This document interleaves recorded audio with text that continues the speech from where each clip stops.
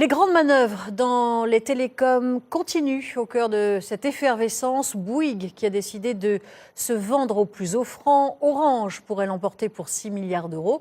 Reste à savoir si les consommateurs ne vont pas être les victimes de cette concentration annoncée. Claude Guénaud, Marie-Emmanuelle Guidé-Banerjee. Le troisième opérateur de téléphonie est très courtisé. Depuis l'échec du rachat de SFR, Bouygues est à la recherche d'un repreneur. On a d'abord évoqué un mariage avec Free, mais selon les dernières nouvelles, ce serait avec Orange que l'union se ferait. On reviendrait à un paysage avec 3 opérateurs de téléphonie mobile au lieu de 4. S'il n'y a plus que 3 opérateurs, la menace à moyen terme, c'est une hausse des prix via la réduction de l'intensité concurrentielle. Nous serions en face à 3 opérateurs, 2 gros opérateurs, un plus petit, et il n'est pas impossible que ces opérateurs, face à un environnement concurrentiel amoindri, décident d'augmenter les prix. Le mariage est encouragé par le gouvernement qui souhaite avoir des opérateurs français plus puissants.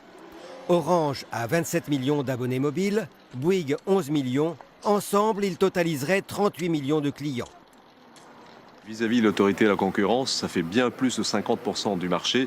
Donc c'est un opérateur trop puissant et l'autorité de la concurrence veille à garder une équité entre les opérateurs, à garder un certain équilibre et à faire en sorte qu'il n'y ait pas un grand acteur trop puissant qui puisse dominer les autres par sa force de frappe tout simplement. Bouygues Télécom est confronté à d'importantes difficultés financières. L'opérateur perd de l'argent et menace de supprimer 1500 à 2000 emplois. Les syndicats sont très attentifs.